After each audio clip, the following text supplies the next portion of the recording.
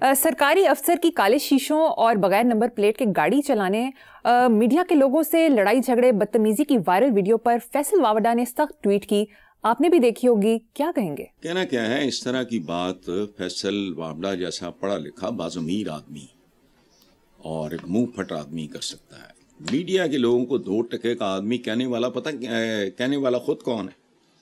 ये 2 टके का भी नहीं है, ये अवाम के दिए हुए निवालों पे पलने वाला, उनसे लूटे हुए हराम पे पलने वाला कोई बेगैरत आदमी होगा। इसको पता क्या कहते हैं? पब्लिक सर्वेंट, अवाम का नौकर। So true. मैंने जब घर छोड़ा था तो मेरे अल्लाह बख्शे मेरे वालिद के साथ मेरे इख्तिलाफ की वजह ये थी, he wanted me to become a civil servant. मैंने कहा नो, सर्वेंट नहीं मैं किसी का हो सकता, ये हमारा प्रोफेशन मौज मस्ती का है, कत्ल नहीं। आप अगर आप कहीं पहुंच जाते हैं तो आपकी हैसियत ऐसी होती है जैसे आपने कोई वकील हायर किया है, कोई डॉक्टर है, कोई इंजीनियर है, कोई आर्किटेक्ट है, वो आपका मुलाजिम नहीं होता। इस लफ्ज से नफरत थी मुझे। ये 2 टके के लोग होते हैं, खुशामदी टके टके के अनपढ़ हुक्मरानों के आगे नाक रगड़ने वाले।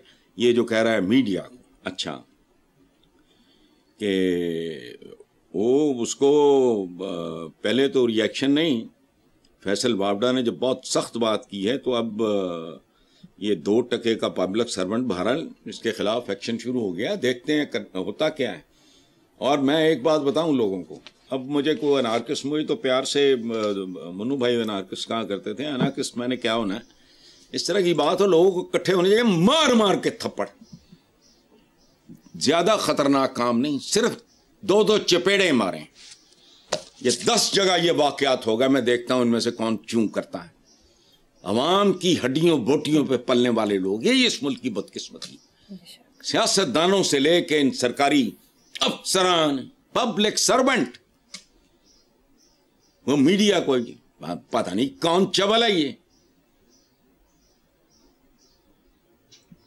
मेरा ख्याल है कि जितने पढ़े लिखे लोग प्रोफेशनल्स के अलावा, डॉक्टर्स, इंजीनियर्स, आईटी में, उनके अलावा जितने पढ़े लिखे लोग मीडिया में होते हैं तो चपड़कन आती है, मक्खी पे मक्खी मारते हैं, कहते हैं कि जी वो फलां का तजर्बा 40 साल का है, और 40 साल का नहीं होता। इनका तजर्बा पहले 2-4 साल का होता, उसको ये डंगरों की तरह रिपीट करते रहते हैं, जैसे कोल्लू का बैल नहीं होता, बड़ा तजर्बा हो जाता है उसको। पहले चंद साल, उसके बाद खुशामद, जोड़ तोड़, हराम खाना, रिश्वत स्तानी, है वो सारा कुछ। ये जिंदा कैसे हैं? मुझे तो आज तक यही समझ नहीं आई। मुझे इनका जो टेक होम है और जो कुछ इनको पेंशन या की सूरत में या बाद में जो कुछ भी मिलता है वो वर्कआउट करो। ये तेरे को कह रहा है इस पे जरा वर्किंग करके बताए, ठीक कहां से आ जाते हैं डिफेंसों में इनके घर और बाहर बच्चे पढ़ा रहे हैं। चोर चकार 2 टके का कोई आदमी होगा, बूथा चुके कह रहे हैं मीडिया के 2 टके के लोग। लोगों को चाहिए थप्पड़ मारते उसके मुंह पे। चलें, बिल्कुल ठीक है साहब, आगे चलते हैं। रहनुमा तहरीक इंसाफ हमाद अजहर ने मुमकिन गिरफ्तारी के खिलाफ अदालत से रुजू करने का फैसला किया है। कहा कि दुख की घड़ी में घर वालों के साथ रहना चाहता हूं, अदालत से रुजू करके इंसाफ तलब करूंगा, मिल गया तो अल्लाह का शुक्र अदा करूंगा और ना मिला तो इस्तकामत और सब्र से मजीद जबर बर्दाश्त करूंगा। सुभान अल्लाह, बड़े बाप का बड़ा बेटा। बहुत खुशनसीब होते हैं ऐसे बाप जिनके बेटे भी ऐसे शानदार हों।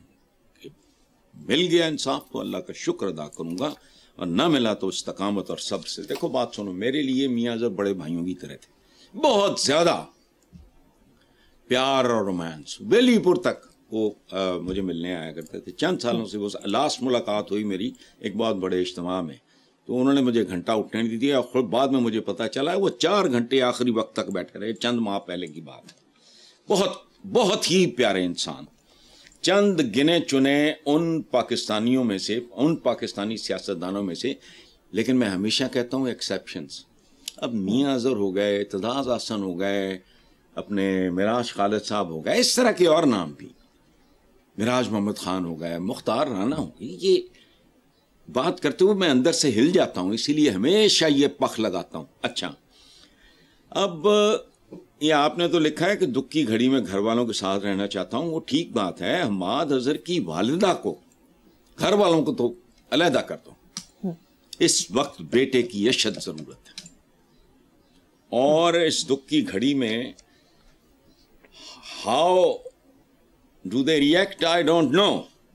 ایک بات میں جانتا ہوں کہ سیاست کے سینے میں کہتے ہیں نا دل نہیں ہوتا, یہ میرا جملہ نہیں ہے, میں نے اس میں اضافہ کیا ہے. سیاست کی کھوپڑی میں مغز بھی نہیں ہوتا, کھوپڑی خالی ہوتی ہے, اس میں ڈالر, پروٹوکول, پیسہ بس, اور ان کے کردار میں کردار بھی نہیں ہوتا. سیاست کی بات کر رہا ہوں, لیکن ریاست کو اس نحوست سے پاک ہونا چاہیے. میں کبھی نہیں بولا اس وقت اگر حماد جیسے ہائیلی ایجوکیٹڈ, نیٹ, کلین بندے پہ ہاتھ ڈالا تو لوگوں کے دلوں میں نفرت جو ہے ضربیں کھائے گی.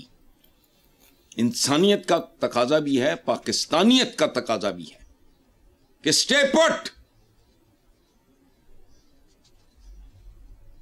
مجھے حماد نے کہا کہ آپ کے دوست چلے گئے, میں کہا نہیں یار, میرے دوست نہیں, میرے بھائی تھے, وہ بڑے, وہ مان تھے, لاہور کا فخر تھا وہ آدمی, پنجاب کا فخر تھا وہ آدمی. بے شک.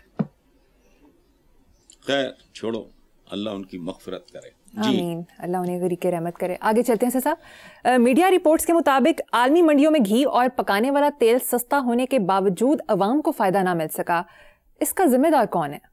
اس کا ذمہ دار مریم ہے, حسن نثار ہے, ہماری پوری ٹیم ہے, فاروق ہے, ادھر ہی ہوں گے آفس میں, نیلا تھوتھا ڈال کے چائے میں دے دو ان کو. عطا رضا ہے میرے پاس ہی بیٹھا ہے, اس کو میں چھری پھیر دیتا ہوں. ہم ذمہ دار ہیں بھائی. یہ دیکھو, جب سانپ ڈستا ہے, بچھو ڈستا ہے, اور آپ چھتر ہونے کے باوجود اس کو نہیں مارتے, ڈنڈا ہونے کے باوجود نہیں مارتے, تو آپ ذمہ دار ہو نا. کو خوبصورت جی ناگن آ گئی ہے, میں انہیں گلے چ پا لوا, میں نے ویسے ہی پھڑکا دے. کو ناگ راجا آ گیا, ہم ذمہ دار ہیں, nobody else. میں نے چند دن پہلے کہا تھا نا کہ اس پہ سایہ ہے. ہم نے ہندوؤں سے علیحدگی کے باوجود, یہ ہمارے ہاں یہ برہمن ہیں, عوام شودر ہیں, ختم. ذمہ دار میں ہوں, آپ ہیں, ہماری پوری ٹیم ہے جی. ایک دوسرے نے چپیڑا مارو, اگلی میٹنگ میں آپ بھی آنا. بین لگایا ہوا میں نے کہ شام کو دیر ہو جاتی ہے تو آپ کو میں نے منع کیا تھا کہ آپ نہ آیا کرو اندھیرا ہونے سے پہلے نا, اس لیے آپ آؤ نا. آئندہ میٹنگ میں آپ باؤ, ایک دوسرے کو نا چپیڑے ماریں گے. حسن صاحب اب تو میں بالکل بھی نہیں آؤں گی. ذمہ داری کا تعین کریں گے. جیتے رہو بیٹا, بس جیتے رہو اور مرتے رہو.